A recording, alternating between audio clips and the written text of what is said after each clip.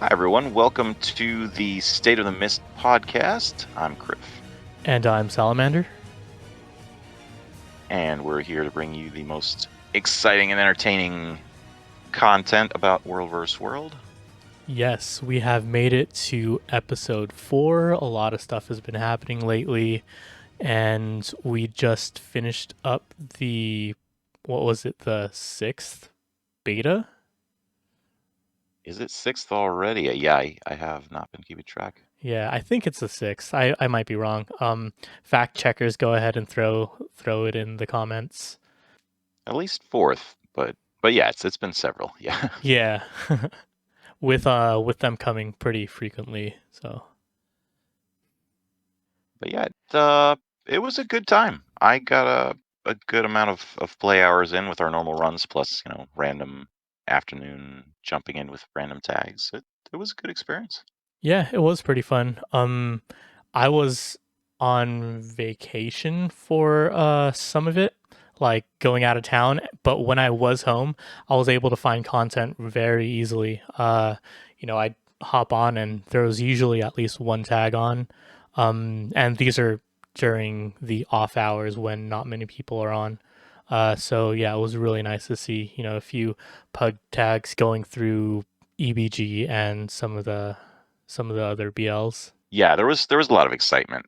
I mean, I think part of it was the WXP bonus, the Call of War, but I mean also just people coming back into the game, returning and wanting to check out the beta and seeing how that goes.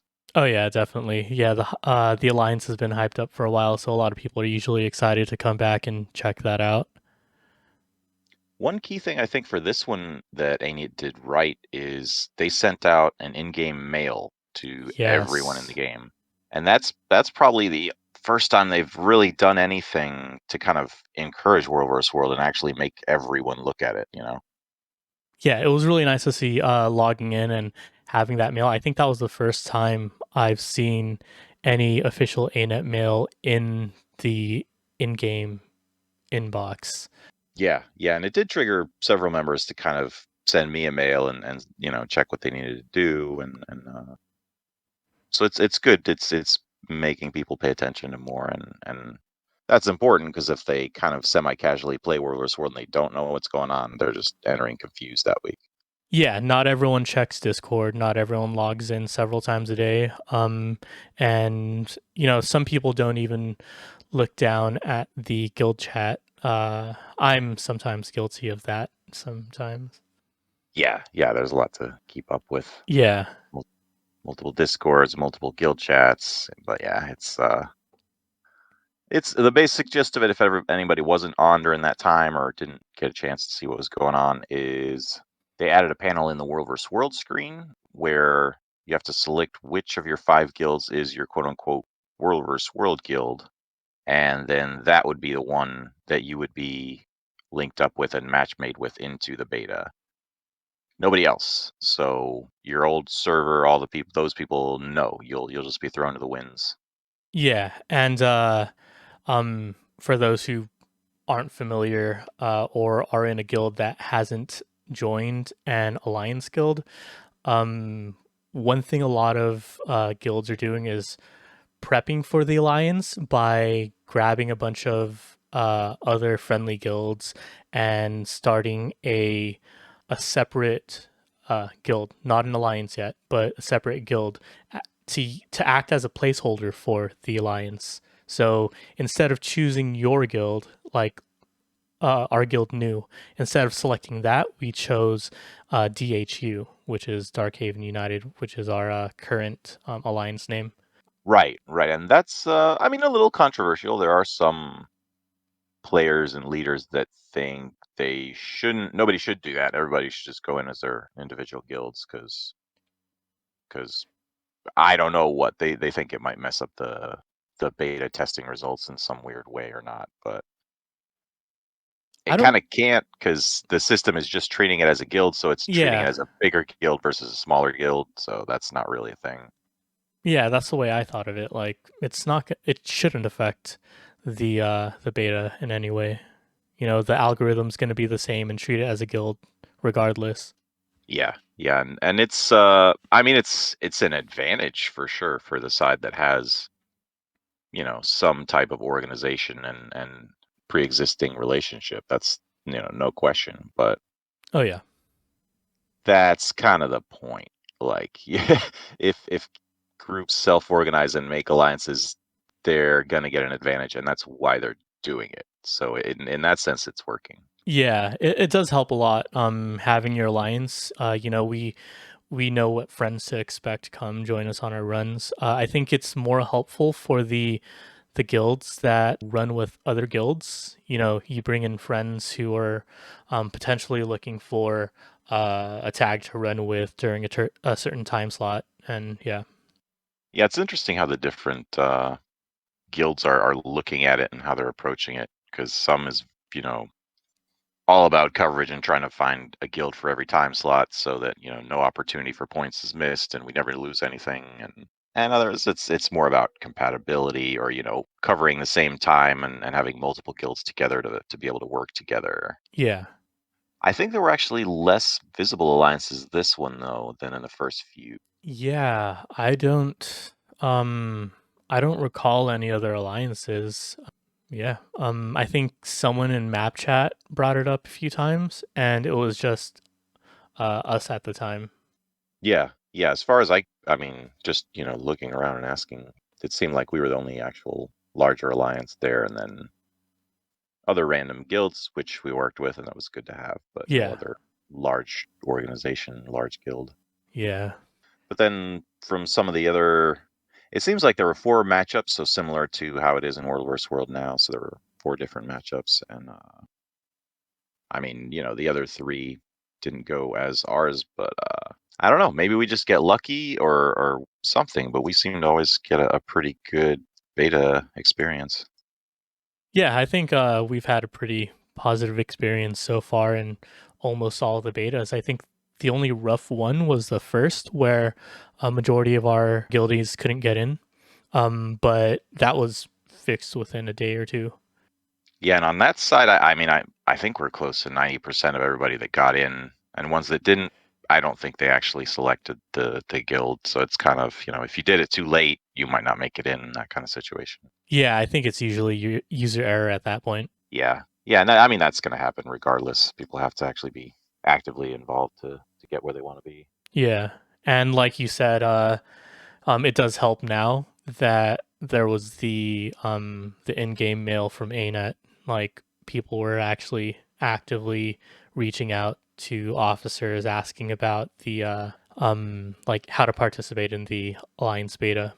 Yeah, yeah, I think that I didn't really even see any map chat kind of team chat conflict on our beta week. Like there were open tags, there were pug banners, there were guild groups, there were roamers, there were scouts. Like it was really kind of a self-contained world that came together, and it was a lot of fun. Yeah, I like that a lot.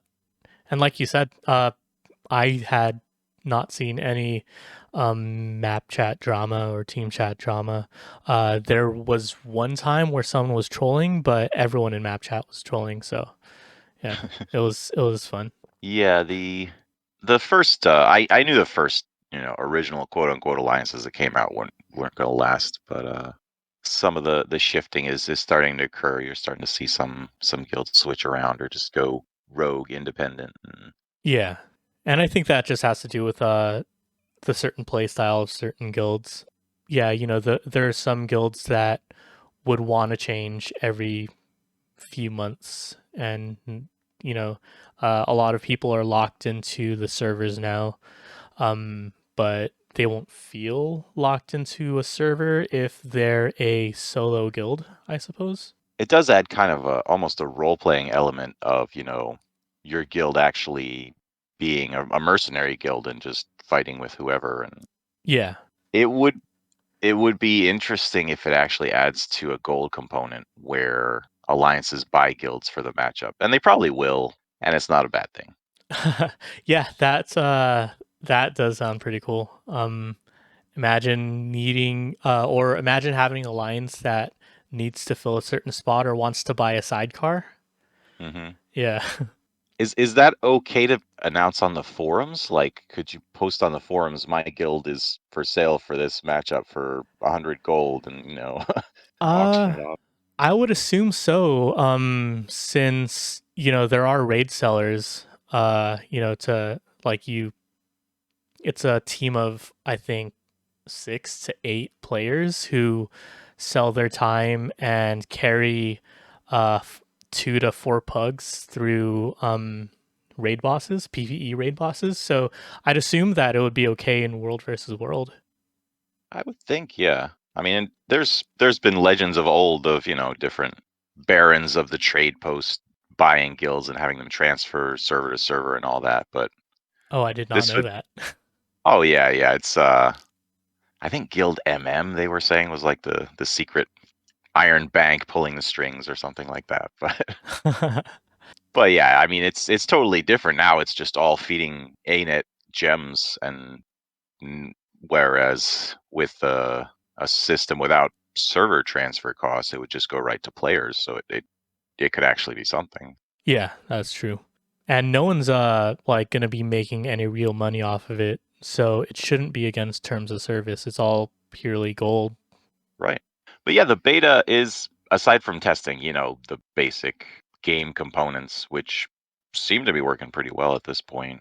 I think it's a beta for the players in the guilds too, to kind of see more different guilds and interact with them and try out the experience of playing with them, and that will give them a better option to kind of make an informed choice on whether they'd want to play with them again or not.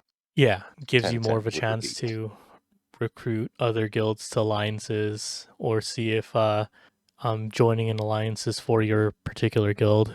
One thing I'm actually pretty encouraged to see is that there's a guild at least who I won't name here, but it actually applies to a few guilds that are more on the PvE side where they didn't really have a chance to play together before in the current World vs. World state. But during the beta, their guild was able to have everyone select, their guild as the World vs. World guild, and they were able to play together probably for the first time. So, this guild, we'll see them in World vs. World, and they might have 15, 20. During the beta, they had probably 40 people because the system was able to put them all together at no cost, and they could play together. And that was really cool to see. They're actually kind of just now building their community in World vs. World. I never thought of that. Remember I told you I have an account on EU and uh, I'm in a PvE guild, and a lot of newer players in that PvE guild chose that guild for World versus World, and that never occurred to me that this is a great way to bring friends together.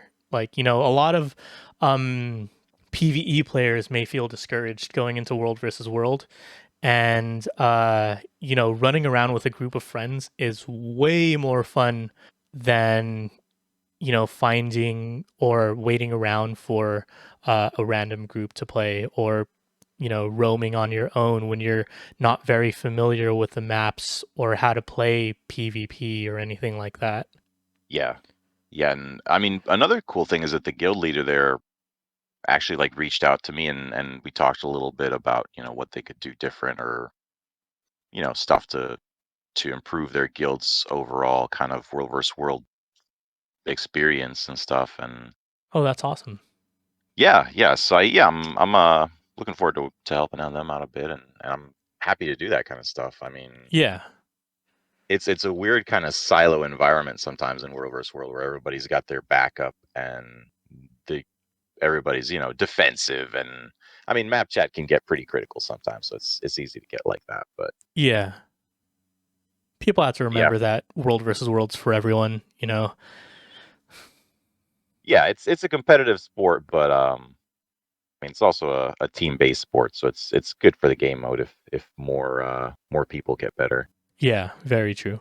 Yeah, so any of you PvE guilds coming in, don't get discouraged if you get wiped by half your number the first few times. There's things you can do to make it better.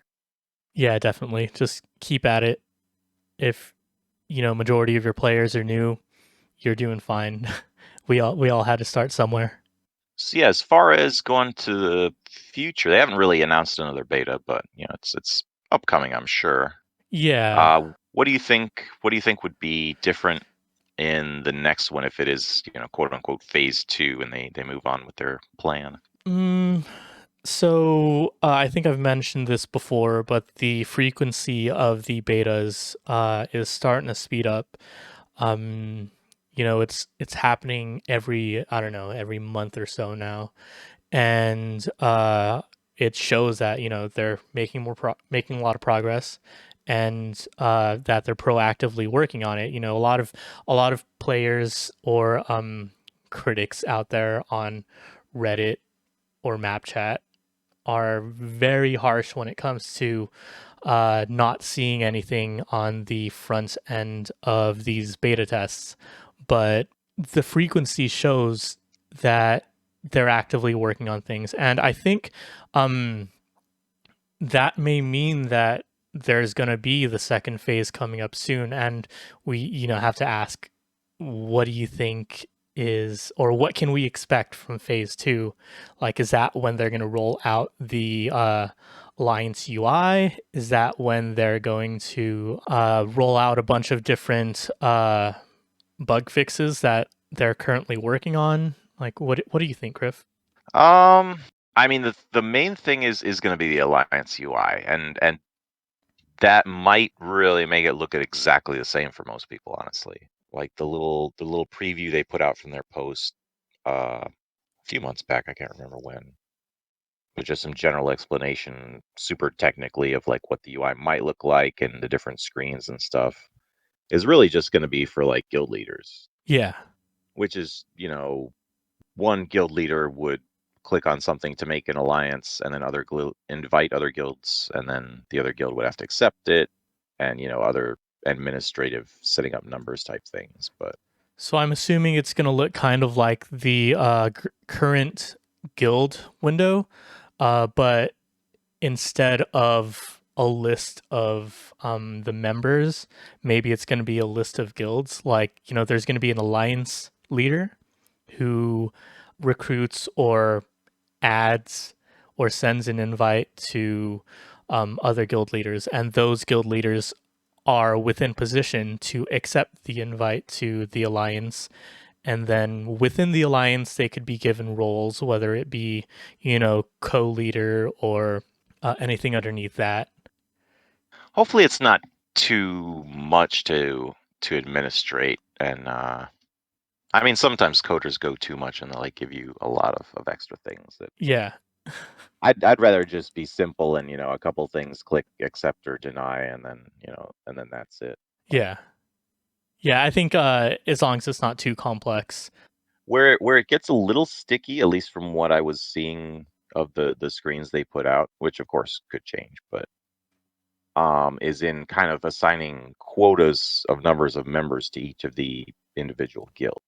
So Mm, like, the alliance leader would say, X guild you get 100 people, and X guild you get another 100, and Y guild you get 50, and so on. yeah. Does that mean that the guild leaders of those guilds can review who's on the list and potentially remove people? Like, say someone selected the guild and only plays once a month, or only plays twice every 6 months, and they're like, you know what, maybe we should cut that person because we can only bring 50 people into the alliance. Right, that's where it's not totally clear, and it's I mean, I would imagine it might just come to total guild numbers, but that's not really gonna Yeah, work well either, because a lot of the people in the guild may not select that guild as the World vs. World guild. So yeah, I think the leaders are gonna have to be able to see who is selecting their guild and who isn't, so they can know how many people they have to work with. yeah. That would be good. Yeah, that'll be interesting to see, and it'll be hopefully not too much that the players have to worry about if it's done the right way. Their leader will just then click something else, and nobody else has to worry about it, and it's done. Yeah, it would be so much easier that way, one person or small group of people managing it. Yeah, but if that's the case, then I mean it should be pretty seamless working As far as the current system, it'll just add another layer on top. Yeah, so we can probably expect that somewhat soon. I don't know how many phases they want to roll this out into because, if it's like six different phases, then the jumps on the way to the full Alliance release are going to be smaller incremental changes as opposed to, let's say it's a 2 or 3 phase process where it's like we're not going to see phase 2 for another 6 months or so. And I'm just throwing out numbers, not saying I predict that it's going to be done within a certain amount of time. I think they should have all the time they need because these are complicated things to work on. So like the more time going into it's fine. I hear the forums now. There'll be at least 75 phases. At least. No, I really don't think it'll be more than 3 phases. I mean, it seems pretty close to done, honestly. I Yeah. mean, the only thing that I noticed that was impacting play at all was the dots on the map. Like people on our server, we could see as blue dots on the map, but people from other servers originally, no dots. So that was kind of weird. Yeah. I think that's something that's still definitely still there. And I think also there's an inconsistency between uh the server or shard. I think they go by the word shard, right? Yeah, Yeah, so the shard that shows on the world versus world panel, the shard that shows when you go onto your home borderland, and the shard that shows when you have your um, friend window open and it shows what map they're on. Um, I think that's where I see some inconsistencies, but honestly, I have no issues finding where my friends are, even though uh, it has that. But yeah, I think within the game while playing, the issue is not being able to see the green and blue dots, like you said, because it does help scrolling into the map and seeing where your friends are. So if you don't see them right in front of you, or you don't see a pug group, a friend pug group, um, then it's a little harder to get to them sometimes. yeah. It helps as a commander to see if your dots are with you or not as well. Yeah.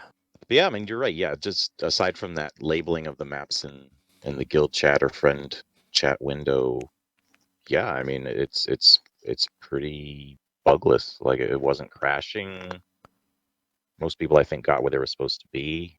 Generally balanced matchups. Like this is all kind of, signs of success, I think. Yeah, yeah, definitely. Like like they said, they're probably just ironing out some back end stuff, but we're definitely seeing the progress. Like I know a lot of people like to complain that they don't get what they want immediately, uh, but it's it's part of a process. I have faith in ANET, and you know they're actively working on it, so it's not something to go hard on them for. Yeah, definitely still in development. And I mean, one of the other pieces too is pretty sure at this point the algorithm is only making worlds balanced based on total population play hours, not on times. So Yeah. not, they're not doing coverage at all. They're just balancing on numbers of people. So if once, they get to a stage where they're balancing on when people are playing and not just how many playing, that'll, make it that much more balanced. Oh yeah, definitely. That's something I'm really gonna look forward to. Yeah, and the other current events, I mean, the balance patch is still kind of fresh. The guilds are all adjusting there still. Oh yeah, yeah, definitely. You're seeing a lot less scrappers for sure, which is expected. Seeing more druids and tempests, which I am very happy to see. I think. So what I'm thinking is the players who shine as druids and tempests have experience in PvE because like one of our guild members Nebu said, He's one of the druids, and he said that like you play the druid in World versus World very similar to how you played in PvE. Hmm. So yeah, uh, like it's nice to see. You know, I always talk about the seamless transition from for PvE players into World versus World, and if you're a druid main and a heal druid, just slap on some slap on some minstrel's gear and try out World versus World if it's something you want to get into.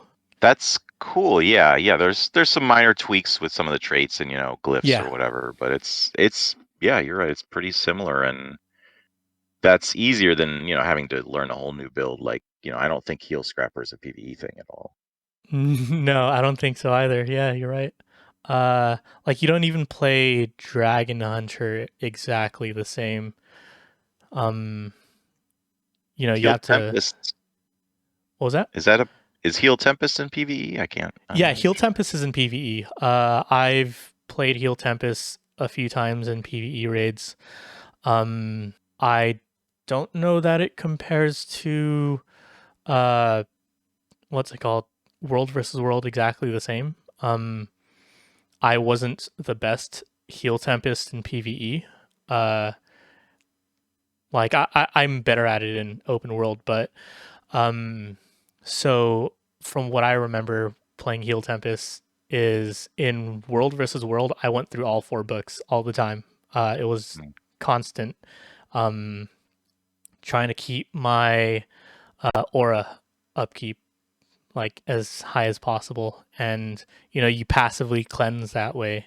Whereas in PVE, like this was in you know bringing Heal Tempest into Veil Guardian and stuff. So PVE, I pretty much sat in uh, water attunement the whole time, just trying to keep everyone alive. But I don't know if I was doing that right. So yeah, I'm more of Yeah, a heal brand player for PVE. My main is Guardian everything, so I just did uh, heal brands, quickness firebrand, Dragon Hunter, Willbender once that was released. But yeah, yeah. I stopped playing Tempest back when it was staff and dropping big water and blasting it oh yeah, a while back. Yeah, it's good to see. I like a bit more build diversity, class diversity. I think it's generally made people happy, and the play style is fun.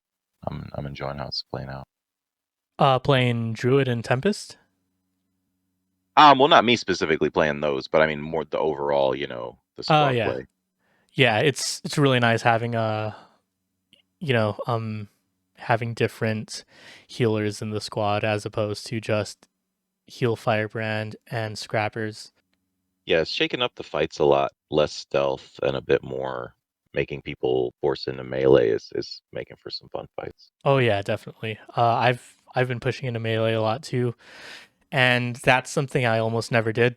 Except I did that quite a bit in my early years when I played Spellbreaker, but you know that's when you had to push into melee range. Yeah, more options and people are trying more stuff just because of, the patch and everybody's fresh on things. So it's cool. Yeah, it's nice to see. Hopefully Druid and Tempest have a place in World versus World permanently from now on. Hopefully there aren't any significant nerfs. I don't think there needs to be any. They're not necessarily broken in any way. I think they're pretty balanced at this point. But um, yeah, I still need to play Druid to see how it feels. Uh, yeah, I've never really played Druid besides small amounts here and there. Yeah, the first time I really messed with it was the training we did the other day, which was cool to actually see how it works. It's got a lot of potential. Oh yeah, I liked watching that training. It was really nice. But the other one to keep an eye on is the Vindicator. Like Oh that one is yeah. not played by a lot of people. I mean, people had their Hammer Revs, but switching to Vindicator and going support or damage on Vindicator, you don't see a whole lot, but the ones you see are good. Oh yeah, definitely. I've actually had um forgot to respond to those comments, but some people requesting videos for heal. I mean, not heal Vindicator, for power Vindicator. Yeah, yeah, that's really unique. Not a lot of people have that stuff available yet, so that'd be a good one. Oh yeah. And yeah, the Call of War buff, the double experience, I think it is, in World vs. World. They announced they were giving us that for the beta, and they never turned it off. It's still going in. I think it's because of whatever issue there was with the, what was it, that Oh, the new, yeah, weapon. the weapons. So that, with the addition of um the overlap with the beta and uh Mad King Festival, like, happened in the middle of the beta.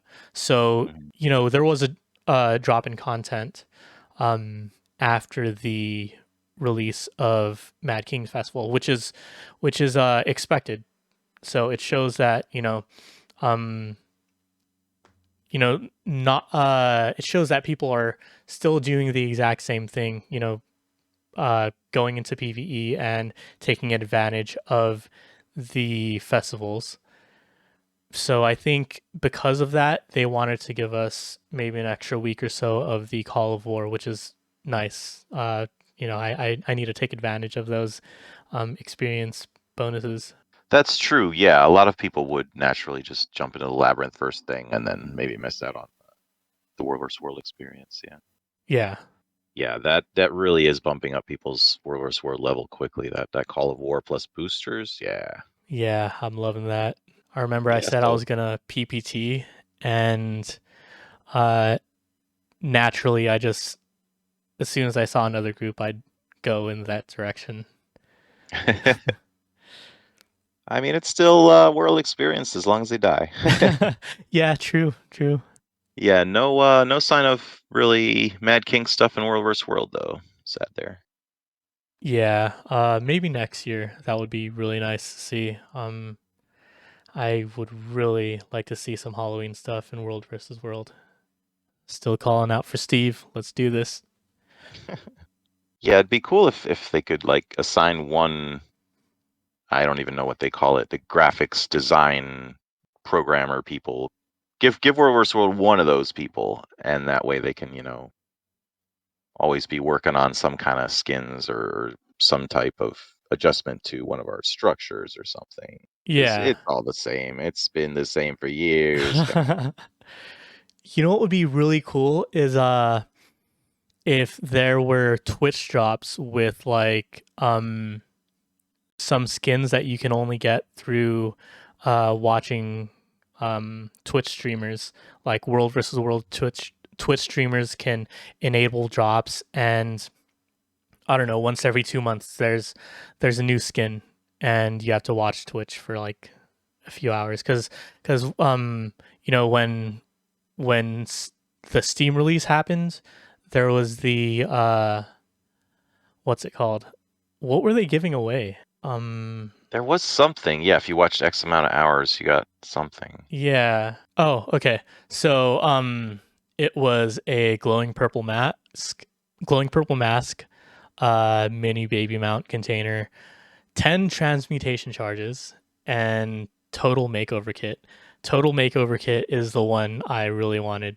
Oh, I think they also had a few other things: revive orb and heroic booster. But yeah, Not bad. those were cool. Oh, character outfit select. That was another one. Oh, Yeah. But yeah, it would be cool to see that worked into some of the world versus world rewards, or maybe like skins you can get through watching world versus world streamers. I don't know. I like that we got unique skins for the beta, and they're pretty cool actually. Yeah, I the shield looks amazing. I think that was my favorite one. Like that's a pretty unique in the game type of a release, like something for a beta, that's kind of a one-time skin you're not going to be able to get again, I don't think. Oh wow. Okay, I am so glad I didn't choose one then, because I'm super indecisive and I'm pretty sure I'm just gonna choose one once I have a character that's themed like that, like red glowing firish color, and needs a specific weapon. But I hope there's a way to get those skins in the future because I would love all of them. They might recycle them for another World vs. World thing or add them to the vendors, Yeah, true. but that'd be nice. I mean, we need another way to spend our World vs. World tickets and badges that some of us just have stacking up there. I mean, more skins would be great. World versus World legendary weapons? What? Are these precursors? No, I'm kidding. Oh, Imagine though. That would be awesome. that really would be. Yeah, World vs. World legendary weapons would be a great addition. Yeah. Yeah, because like not many people step foot into PvE. Um and uh well, a lot of PvE players already have to come into World versus World just to get the gift of battle. But yeah. Yeah, I like that one. We should have a segment every show where it's just, idea time. People can add comments and we'll read over their ideas for the game. Oh yeah, that would be cool. That would be super cool to have. Speaking of which, if you've made it this far in the podcast/video, make sure you like and subscribe and follow and heart and all those good things. It would be greatly appreciated. Great for the Spotify and YouTube algorithm. Yeah, the channel's been doing pretty well. I've been happy to see a few hundred people actually checking out these podcasts, so we're not just talking to ourselves. Yeah, like thanks everyone who watches. It's greatly appreciated. We don't make any money off of this. And it's a fun thing to do. We do it for the community. And yeah, thanks for sticking around. We might do a Patreon or something so Yeah. Salamander can get himself a new headset. But yeah, if you guys have any ideas as well for future episodes or specific topics, I know we've got a few from past comments we've got in the docket to do a few more episodes, but more ideas are always welcome. Yeah, be sure to leave it in the comments, or if you have us on Discord, throw it in one of the chats or anything. All right, well, I think that pretty much covers our beta recap. Thanks for listening, guys. Yeah, thanks everyone for tuning in. Like we said, be sure to like and subscribe, and we will catch you next time. Thanks, bye. Bye.